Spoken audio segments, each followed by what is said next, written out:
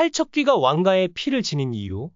100년 전 널 봤다. 는 말의 진실은 용담골의 깊은 산속, 풍산의 비밀 동굴은 어둠과 음산한 기운으로 가득했다.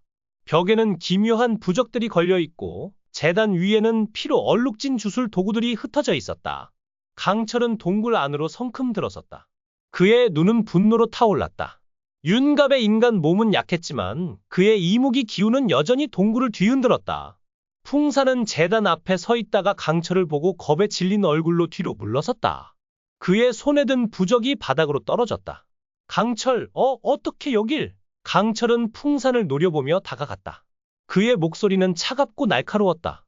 풍산, 내가 이곳에서 저지른 죄악을 모두 보았다. 사람들을 저주하고 팔척귀를 불러낸 것도 너였다. 이제 그 대가를 치를 때다. 풍산은 무릎을 꿇고 두 손을 비비며 애원했다. 강철, 제발 살려줘. 나는 그저 왕실의 명령을 따랐을 뿐이야. 태우가 나를 시켰다. 강철의 눈이 좁아졌다. 그는 풍산의 멱살을 잡아 올렸다. 태후? 그 이름으로 내 죄를 덮으려 하나? 너는 무고한 이들의 피로 이 동굴을 더럽혔다. 풍산은 떨리는 목소리로 계속 애원했다. 나는 잘못했어. 제발 용서해줘. 하지만 강철의 눈에는 자비가 없었다. 그는 풍산을 바닥에 내동댕이 쳤다. 너 같은 자는 용서받을 자격이 없다. 그 순간 동굴의 공기가 차갑게 변했다. 어둠 속에서 붉은 눈이 번쩍였다. 팔척귀의 기운이 풍산의 몸으로 스며들었다. 풍산의 눈이 붉게 물들고 그의 몸이 부들부들 떨리더니 갑자기 강철을 향해 달려들었다. 팔척귀가 풍산의 몸을 빌려 강철의 목을 조였다. 강철, 너는 내 원한을 막을 수 없다. 내 약한 인간의 몸으로는 나를 이길 수 없어. 강철은 숨을 헐떡이며 팔척귀에 손을 뿌리치려 했지만 윤갑의 몸은 한계에 다다랐다. 그의 이무기 힘은 점점 약해지고 있었다. 팔척귀의 웃음소리가 동굴을 울렸다. 너는 용이 될 수 없다. 너는 인간으로 썩을 뿐이다. 그 순간 동굴 입구에서 굵은 외침이 터져 나왔다. 팔척귀, 당장 그를 놓아라. 국왕 이정이 두 자루 검을 손에 들고 동굴 안으로 뛰어들었다. 그의 눈은 단호했고 검날은 차가운 빛을 뿌렸다. 팔척귀는 왕의 기운을 느끼고 순간적으로 멈칫했다. 풍산의 몸이 떨리더니 팔척귀의 기운이 빠져나가며 어둠 속으로 사라졌다. 풍산은 힘없이 바닥에 쓰러졌다. 강철은 숨을 몰아쉬며 왕을 바라보았다. 폐하, 어찌하여 여기에? 왕은 검을 내려놓으며 낮은 목소리로 말했다. 이 동굴의 비밀은 오래전부터 왕실이 감춰온 것이오. 팔척귀는 우리의 죄악이 낳은 존재요. 하지만 나는 더 이상 그 저주를 덮을 수 없소. 강철은 혼란스러운 눈으로 왕을 바라보았다. 폐하, 그게 무슨 말씀이십니까? 왕은 대답 대신 동굴 벽에 새겨진 고대의 부적을 가리켰다. 이곳은 왕실이 신을 속이고 저주를 묻은 곳이오. 팔척귀는 그 저주의 산물이오. 하지만 나에게는 그를 멈출 힘이 있소. 강철은 왕의 손에 든 두 자루 검을 보았다. 그 검은 단순한 무기가 아니었다. 고대의 주술이 깃든 검이었다. 팔척귀가 왕을 두려워한 이유가 거기에 있었다. 하지만 그 순간 동굴 밖에서 비명소리가 들렸다. 강철과 왕이 동시에 고개를 돌렸다. 어둠 속에서 비비가 여리를 끌고 동굴 안으로 들어섰다. 여리의 손은 묶여 있었고 그녀의 얼굴은 두려움과 충격으로 창백했다. 비비의 눈은 광기로 번쩍였다. 그의 목소리는 차갑고 날카로웠다. 여리 죽어! 강철은 비명을 지르며 비비에게 달려들었다. 비비, 이게 무슨 짓이야? 그녀를 놓아. 비비는 여리를 재단 위로 밀치며 소리쳤다. 형, 너는 용이어야 했어. 하지만 이 여자 때문에 너는 인간이 됐어. 그녀가 사라지면 너는 다시 하늘로 올라갈 거야. 여리는 묶인 손으로 재단을 짚으며 떨리는 목소리로 말했다. 비비, 강철은 너를 사랑해. 그는 너를 버린 게 아니야. 제발 이 복수를 멈춰. 하지만 비비는 고개를 저었다. 그의 눈에서 눈물이 흘렀다. 너 때문에 형이 망가졌어. 너의 피로 이 저주를 끝내야 해. 풍산은 바닥에서 힘겹게 일어나며 낮게 웃었다. 비비, 잘했다. 여리의 피는 팔척귀를 완전히 깨울 열쇠다.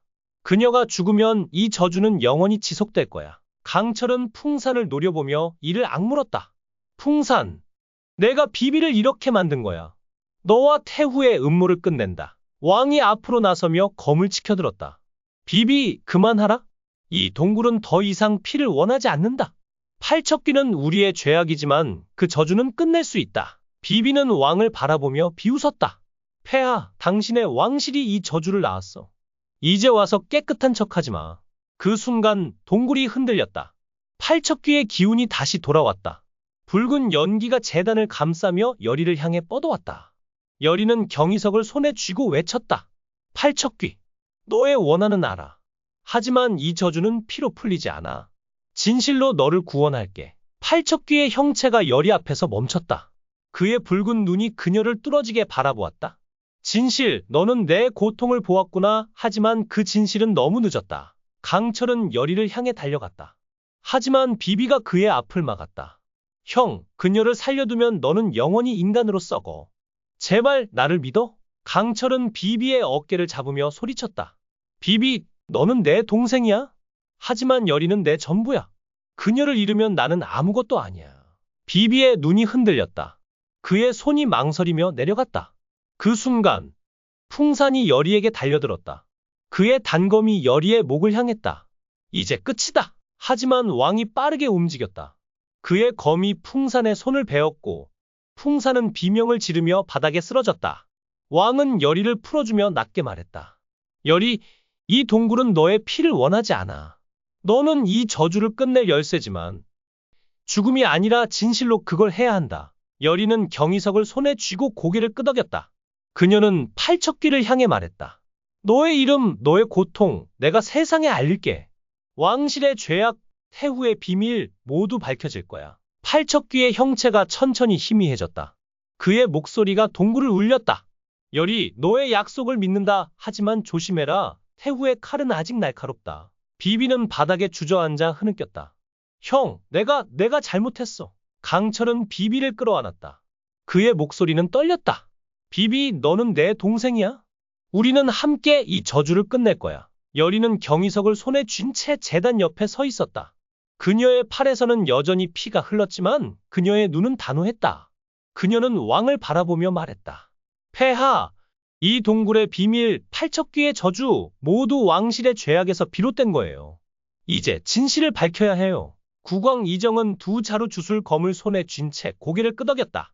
그의 얼굴에는 왕의 위엄뿐 아니라 깊은 후회가 서려 있었다. 여리, 내 말이 맞소. 이 저주는 우리 선조가 만든 죄악이오. 하지만 태우는 이 진실이 밝혀지는 걸 절대 용납하지 않을 것이오. 강철이 비비를 일으키며 말했다.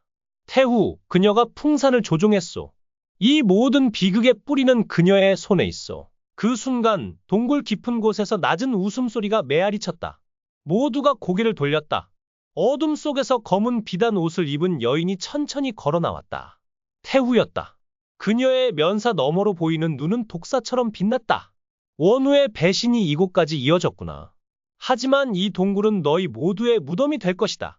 여리의 심장이 철렁 내려앉았다. 그녀는 경이석을 더 세게 쥐었다.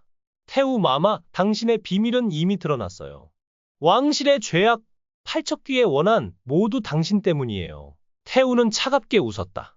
어리석은 계집. 그 진실이 세상에 알려진들 누가 감히 나를 무너뜨릴 수 있겠느냐? 조선은 내 손아귀에 있다. 왕이 앞으로 나서며 검을 치켜들었다. 누님, 그만하시오. 이 저주는 더 이상 덮을 수 없소. 왕실의 이름으로 나는 이 죄악을 끝낼 것이오. 태후의 눈이 날카롭게 좁아졌다. 이정, 내가 나를 배신하다니. 그 검은 내 손에서 무용지물이야. 팔척귀는 내 명령을 따른다. 그 순간 동굴이 다시 흔들렸다. 붉은 연기가 솟아올라 팔척귀의 형체가 나타났다. 그의 절루기는 다리가 바닥을 긁었고 붉은 눈은 태후를 향했다. 태후, 너는 내 원한을 이용했지. 하지만 이 저주는 너의 피로도 풀리지 않는다. 태후는 당황하며 뒤로 물러섰다. 팔척귀, 내 명령을 따르라. 이들을 모두 죽여! 하지만 팔척귀는 태후를 무시하고 여리에게 다가갔다. 그의 목소리는 깊고 슬프게 울렸다. 여리, 너는 내 고통을 보았다. 내 피가 아니라 진실이 나를 구원할 수 있다. 하지만 이 동굴은 아직 피를 원한다. 강철이 여리 앞을 가로막았다. 팔척귀, 그녀를 건드리지 마. 너의 원한은 나도 알아. 하지만 이 싸움은 태후와 끝내야 해. 비비는 떨리는 손으로 바닥을 짚으며 일어섰다. 그의 눈은 혼란으로 가득했다. 형, 팔척귀는 우리의 적이 아니야. 그는 우리 아들이야. 강철의 눈이 커졌다. 그는 비비를 바라보며 떨리는 목소리로 물었다. 비비, 그게 무슨 소리야? 비비는 눈물을 흘리며 말했다. 형, 100년 전 예지와 내 아이, 그 아이는 불 속에서 죽지 않았어.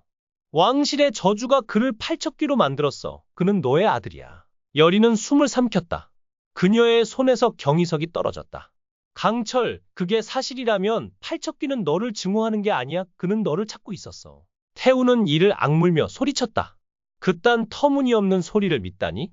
팔척귀는 내 도구일 뿐이다. 이 동굴에서 너희 모두 죽을 것이다.